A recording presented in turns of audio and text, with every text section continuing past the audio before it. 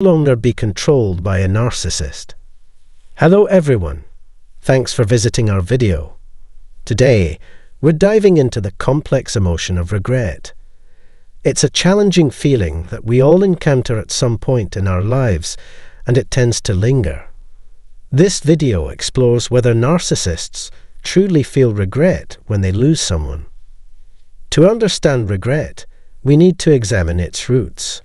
It can stem from guilt or sadness, both driven by the belief that things could have been different. Regret can lead to personal growth or, conversely, cause constant self-doubt. Some people use regret to inform better future decisions, while others become trapped in a cycle of rumination that clouds their present and future. Overcoming guilt requires self-awareness and mental resilience. It involves controlling your thoughts, reflecting on your actions, and learning from past mistakes to guide future decisions. If you're curious about how narcissists behave, or if you struggle with feelings of guilt, this video is for you. Before we continue, please hit like and share your thoughts in the comments below. If you haven't already, consider subscribing to our community. Now let's delve into the intersection of sadness and selfishness. In essence, narcissists are like energy vampires who drain and exploit others. They easily mask their true selves, projecting invincibility while hiding their fear and vulnerability. Narcissists have a unique view of shame that sets them apart from most people. It's not the person they lost that makes them sad. It's the things that person gave them, like care, respect, and approval. A phrase used to describe this is narcissistic supply. You need to know this difference if you want to know how narcissists deal with guilt. Everyone is sad, but they all show it in their own way. For narcissists, this kind of regret looks like a regret for me kind of regret. They miss the gift, not the person who gave it to them. You need to know this idea in order to understand how narcissists, who think they are better than other people and have trouble showing kindness, feel. Narcissists don't care about other people. They only see them as ways to get what they want. They don't care about how other people feel or what their goals are.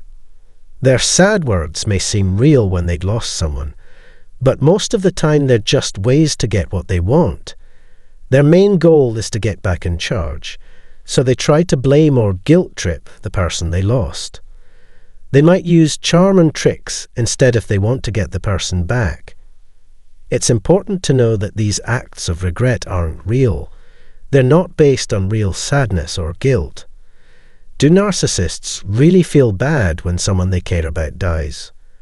We need to be more clear. They do feel sad, but not in the way most people think. When people experience failure, such as a breakup or job loss, they often reflect on their actions. However, narcissists react differently. Their distress isn't about losing the person, but rather what that person provided them. They value you only for the attention, money, or other benefits they could extract. Their sadness stems from losing something valuable to them, not from losing you as an individual. This form of sadness is selfish and devoid of guilt or remorse, making it easy for them to manage. Understanding this distinction is crucial to comprehending narcissists' emotions. Narcissists do feel a sense of loss, but it's about missing out on the advantages you brought into their lives, not missing you personally. Their perception of guilt highlights their self-centered nature and lack of empathy. They don't grieve over losing someone. They lament the missed opportunities for self-gain. For narcissists, relationships are merely tools to fulfill their desires.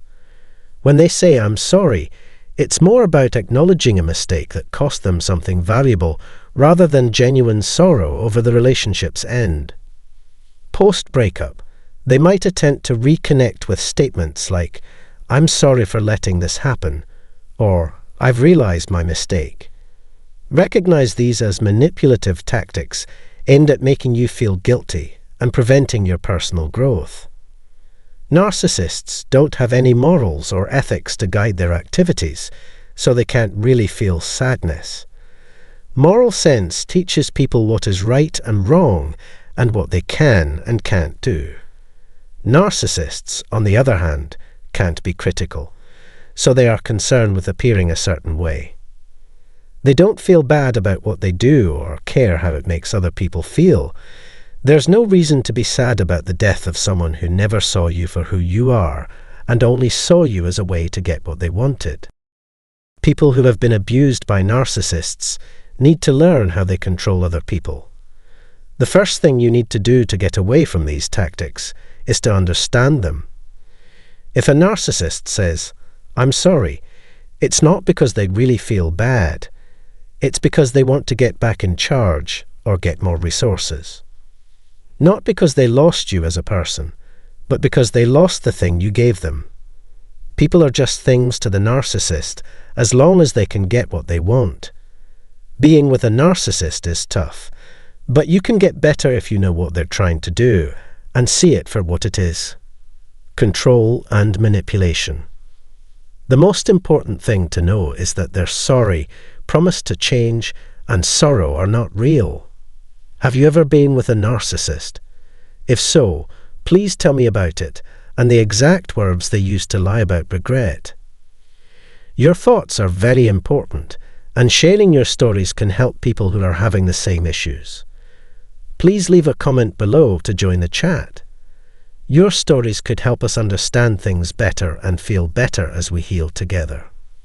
If you want to know what narcissists really mean when they say they're sorry for losing someone, keep this in mind.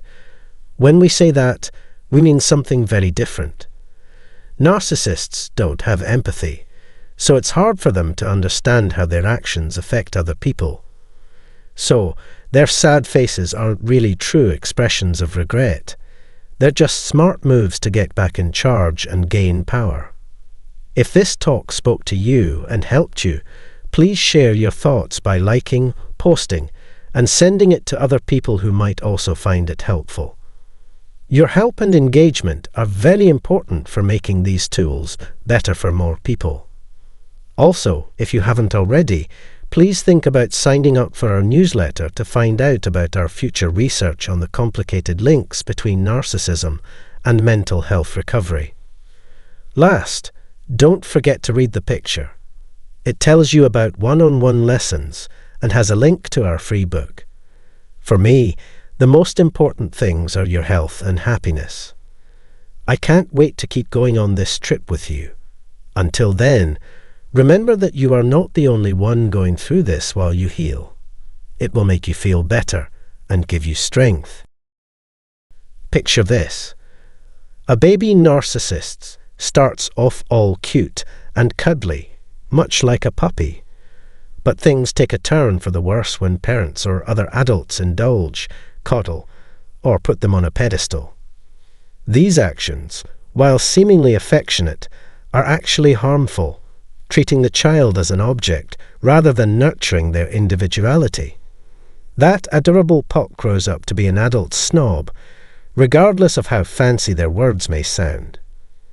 This grown-up narcissist believes they're exceptional, even godlike, seeking someone to dominate and include in their fantastical world. Fast forward a few decades and suddenly it's all over. Narcissists don the cap of denial in their later years, oblivious to the reality unfolding around them, lost in their own illusions. Eventually, they sport a long white beard akin to depictions of God in art, fading into obscurity. That's a day in the life of a snob, all summed up in less than 2 minutes. Now let's talk about how narcissists handle anger. To them, anything that irks them feels like a personal attack. Expressing anger in public is akin to being publicly shamed. Their concept of anger is skewed. It's not just about disagreement, but also about being told no, having boundaries set, or not conforming to their desires precisely. It's as if asserting your independence or having your own thoughts is viewed as a personal affront, akin to torture in their eyes. Quite peculiar, isn't it? For narcissists, experiencing anger is akin to a blow to their ego, triggering profound discomfort. This fear of anger heightens their stress levels and anxiety, causing their usual defenses and emotional stability to crumble. It's as if they undergo a transformation, leading to a state often likened to being on the borderline. It's not difficult to observe narcissists resembling individuals with borderline personality traits when they're upset, anxious, or stressed. They might exhibit tantrums, heightened sensitivity, and struggle to manage intense emotions like anger and envy. Such outbursts can exacerbate their already inflated ego. In extreme cases, they may even exhibit traits akin to those of a primary psychopath. This differs from individuals with borderline personality disorder, who may exhibit traits of a secondary psychopath. Both narcissists and individuals with borderline personality disorder find it challenging to cope with anger, often resorting to desperate measures to alleviate it. In contrast to healthy individuals, whose anger might prompt assertive action to address discomfort and effect change, a narcissist's anger is typically directed outward, often manifesting in emotionally or physically violent behavior. This phenomenon is known as forced compliance.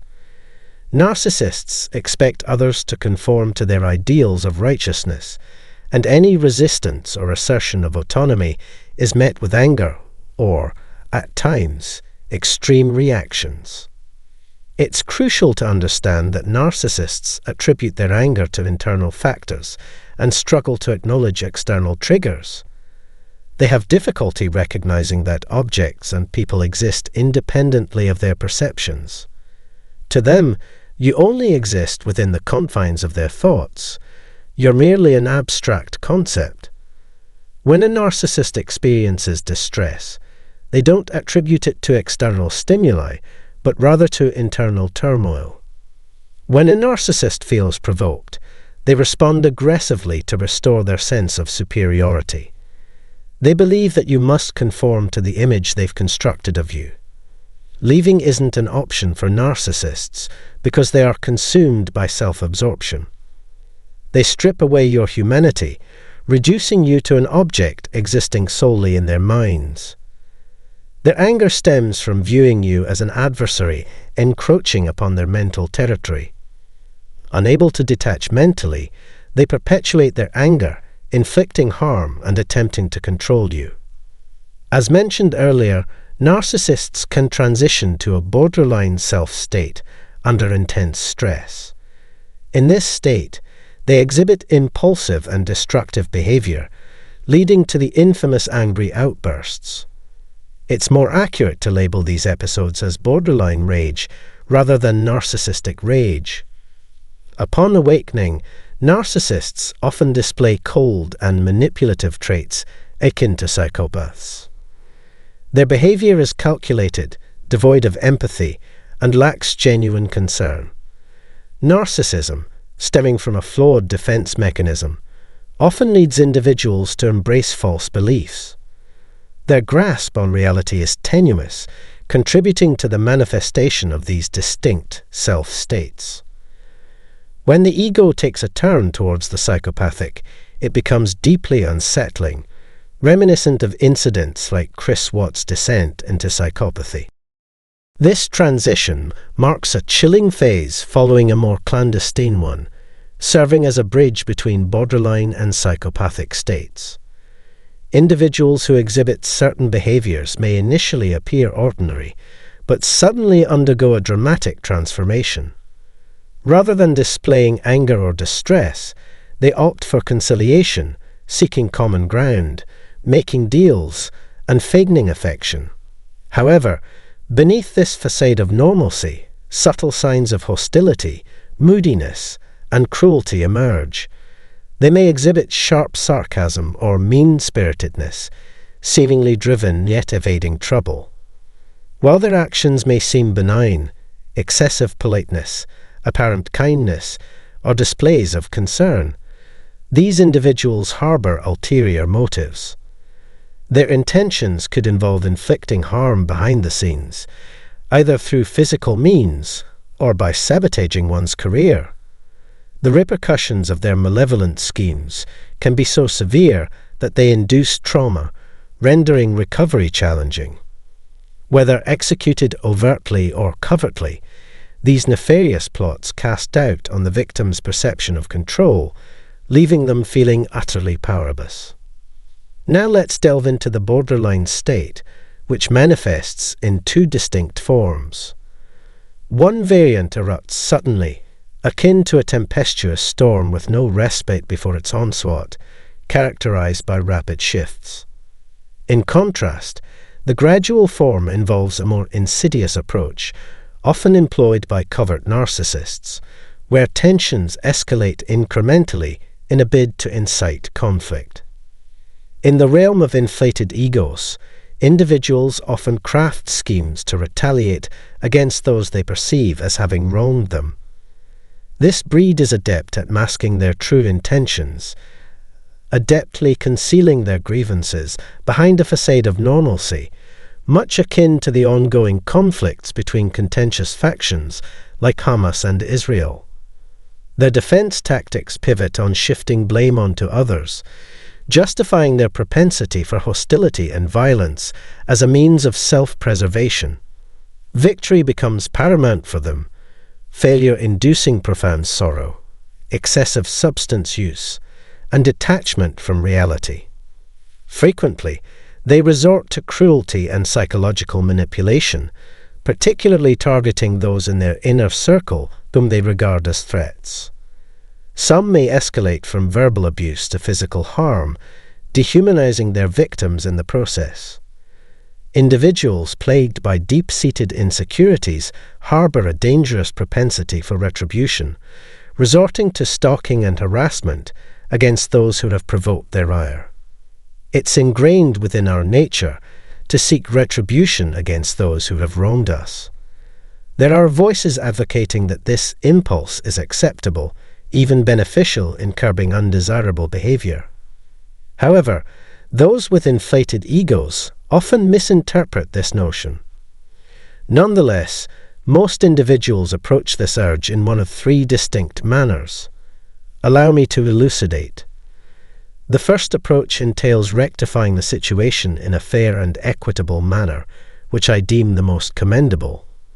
Not only should the wrongdoer face repercussions, but efforts should also be made to restore a sense of safety and normalcy to the affected individual.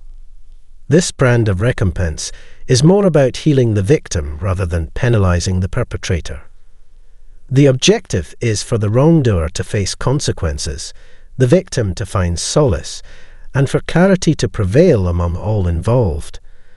This method exemplifies a constructive means of seeking justice. However, as is often the case in the intricate realm of psychology, there exists a darker manifestation.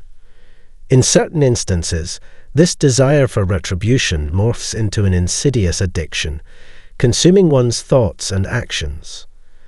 What initially begins as a mere fantasy of vengeance can rapidly escalate into a relentless personal vendetta if left unchecked.